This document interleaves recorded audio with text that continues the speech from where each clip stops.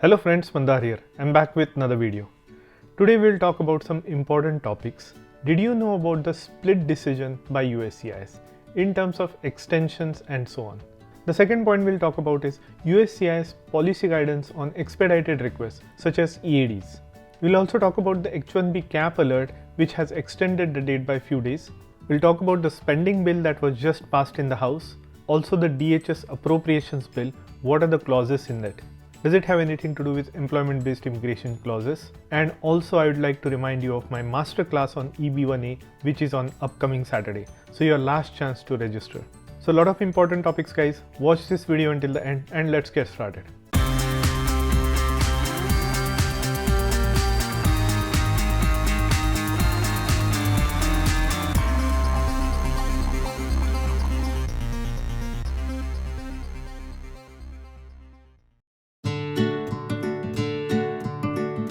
If you are here for the first time, welcome. My name is Mandar and I make immigration and lifestyle related videos for US and Canada.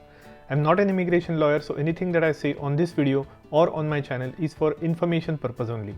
And for your specific immigration needs, before you take any action, you should hire a competent immigration lawyer. Check out the links in the description because those are affiliate links and you might find something interesting, especially about the Aura. And that will also help the channel. And while you're down there, do hit the like button. I want to remind you of my EB1A masterclass which is coming up on March 30th at 11 AM Eastern Time. If you haven't registered so far, please do so because this is the last week to register and it might be a long time before I do the next one. So if you are in this boat, do not miss it. Now let's talk about the first topic of the day, which is USCIS split decision.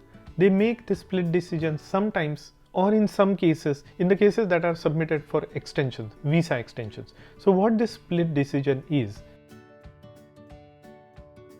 And that brings me to the sponsor of today's video. Have you ever done the Google search of your own name? Look what I have found when I did mine. Here's what comes up. While some of this information is relevant, the other makes me uncomfortable that my information is exposed for a sale like this. Data brokers sell your information to scammers, spammers, or anybody else who may want to target you. Your full name, email address, home address, your relatives' names, health information, it's all out there. That's why I have been using Aura, sponsor of today's video. Aura shows me which data brokers are selling my information and automatically submits opt-out request for me. Cleaning up my information not only helps reduce the amount of spam I get, but it also protects me from hackers who could use this information to help them access my social media accounts, bank accounts, or other sensitive information. Aura does so much more to protect my information and my family's information from online threats I can't see. I get other features like antivirus, VPN, password management, parental controls, identity theft insurance, and more without having to download several different apps. It's really easy to set up, and best of all, I get everything for one affordable price. You may already have one or two of these tools, but not having Aura is like locking the front door but leaving your back door wide open. Aura is always on, doing the hard work of keeping me safe so I can focus on other tasks with peace of mind. I value my privacy and I value yours. You can go to my link which is on the screen and in the description and start your free 2 weeks trial. So protect your information, your family, and have a peace of mind. That's Aura. This applies to the extension of stays, change of status, and extension of petition validity. So here's the policy manual on extension of stays, change of status, and extension of petition validity. Now this goes into the details of how they do the extensions and what kind of rules do they follow or what kind of policies do they follow while doing the visa extensions.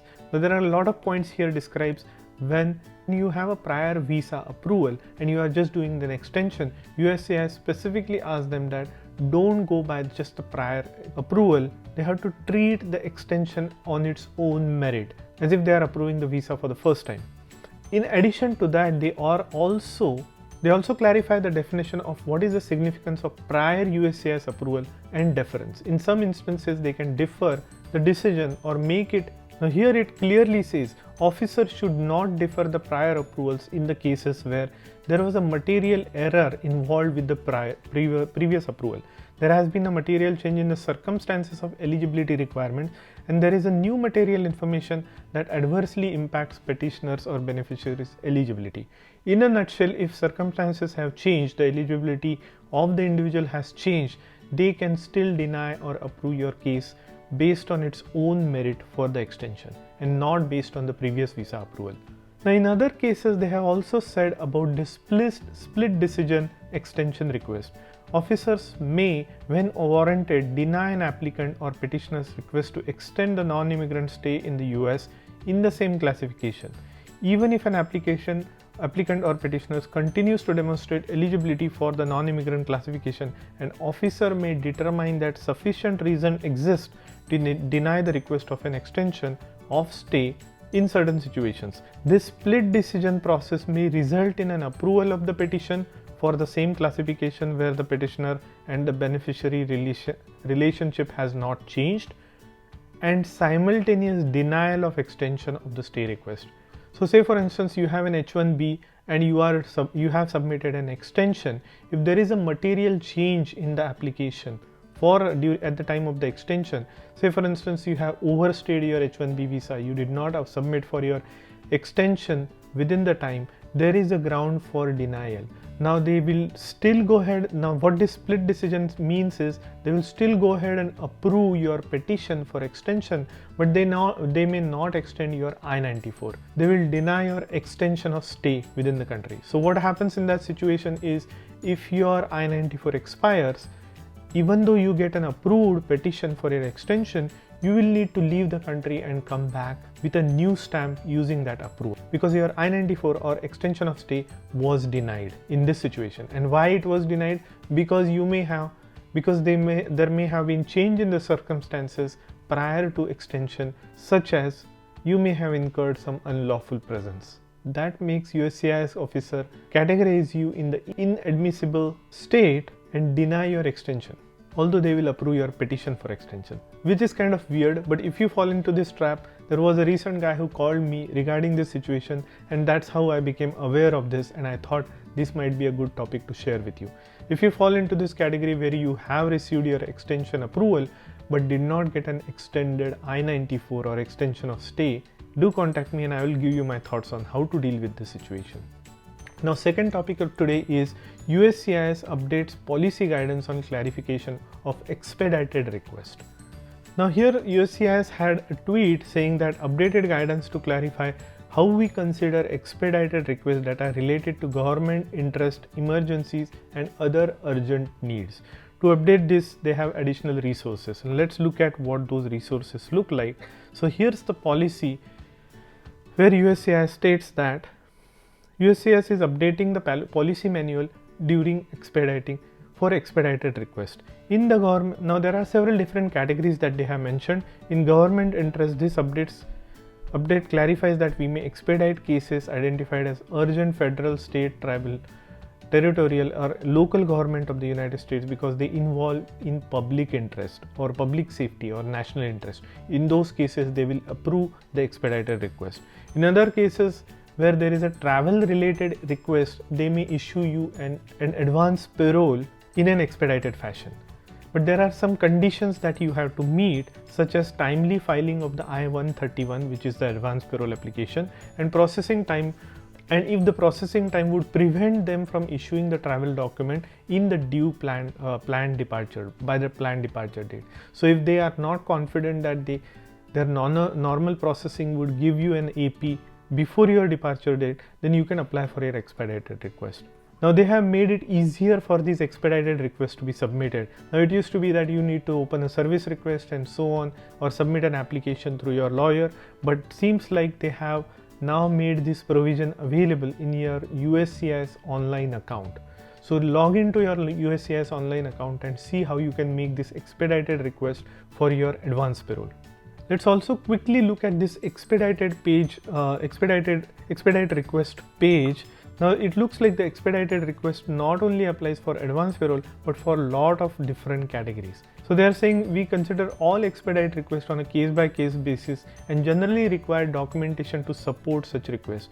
The decision to expedite is within the sole discretion of USCIS. So you have to convince the USCIS officer why do you need to expedite your case, either it is for EAD or advance parole. Now, the relevant criteria or circumstances that may be considered in determining whether to grant an expedited request are below: severe financial loss to the company or person, emergencies or urgent humanitarian situation, non-profit organization, government interest, or clear USCIS error. This page is extremely useful. You might want to visit that. Severe financial loss to the company, they have clearly defined the scenarios in which circumstances can you put an expedited request. Emergency, urgent humanitarian situations, they have also given the samples of those evidences, such as death in the family, illness in the family, processing or critical medical condition, professional commitment, wedding or personal commitment. They have also included wedding, so which is interesting because that was not there before, if I remember it correctly, and also academic related commitment. So if you have travel related to any of this, which means I think it covers everything. So if you have a travel need for any purpose, you can submit an expedited request for your AP to be given to you in an expedited way. Now remember that you need to file for your EAD or AP extension at least 180 days prior to the previous one expiring. You also have automatic 180 days extension for EAD but not for AP. They clearly tell what are the pressing critical conditions to travel outside the United States. There is also a detailed section on how to make expedited request by contacting the service center, by online. There is an online form that you can use when you log into your account. I have helped numerous people on this question of how to expedite the request. If you have any questions, do contact me because I will be able to help you navigate through this. Now, there are also specific procedures that you might want to keep in mind, and also how USCIS processes these expedited requests. Okay, so that was about expediting request, which USCIS literally clarified that if you have a travel need and if you have some documentation attached to it, it may be anything, even a casual visit to attend a wedding, your AP can be expedited. So that's great news. Now there is another USCIS alert on H1B cap. Now this is the alert that has come. USCIS has extended the initial registration period for the fiscal year FY 2025 for H1B cap. The initial registration period, which opened at the noon Eastern of March 6, 2024, was originally scheduled to run through noon Eastern of March 22nd, will now run through March 25th noon. USCIS is aware of the temporary system outage experienced by some registrants and is extending the registration period to accommodate for that missed time. So that is great of USCIS because there was an outage in the system. Some people were not able to submit their application, and thus USCIS is allowing them some extra time to submit their application, which is great news. Now I had covered the USCIS registration, H1B registration process in my previous video. If you haven't watched that, and if you are interested in the topic, do go and watch that video. Another thing is, the House just passed the $1.2 trillion spending bill. Now the spending bill did not have any provisions from the immigration perspective, but regardless, the government will not be shut down and things will move smoothly. Immigration was not impacted by that anyways, or USCIS was not impacted by this anyways, but just some news alert that came in that I wanted to share. Now some people have asked me about the DHS appropriations bill. What impact did it have on the employment based immigration? And I would say none, because most of the provisions that DHS has in this appropriations bill is regarding how they are going to split that amount that they get from the government into several different agencies or sub-agencies. So DHS will get 6.1% higher, ICE will get 13.5% higher, CBP Border Protection will get 19.2% higher. So it's just the appropriations of the fund that they receive from the Congress, how they are going to allocate in different areas. It seems that there is nothing that is provisioned for USCIS expediting of the cases and so on. And last topic of today I wanted to explain is about EB1 upgrades from EB2 and EB3. Now a lot of people are constantly coming to me asking if they should upgrade from EB2 or EB3 to EB1, either EB1A or EB1C. Now regarding EB1C, it is very specific criteria for international managers and executives coming from outside of the US to US to expand the business. So they should have been in the managerial capacity outside of the US, working for a non-US entity for at least a year in the last 3 years before coming to US as an intra-company transfer. Now, if you leave the company after coming to the US and rejoin them, then this criteria may not apply to you. You'll need to hire a good lawyer to avail this criteria. But if you leave the job, basically you are telling USCIS that I came here to expand the business of this company, but then I left and now I'm joining back. It is hard to convince. But if you remain with the same company after coming to the US, you will still qualify for EB1C. Now, EB1A is a different story. Again, as a reminder, I'm doing a masterclass on EB1A on March 30th. Find the link in the description to register for that course and register fast because seats are filling up. And if you need my opinion on your specific case, whether you should upgrade to EB1A or just wait for a few more years to get your EB2 approved if your date is poised to become current, do contact me on my Calendly and we'll work through the scenarios. So that's all I wanted to say in this video. If you like the content of this video, do hit the like button and consider subscribing to my channel, and I'll see you in the next one.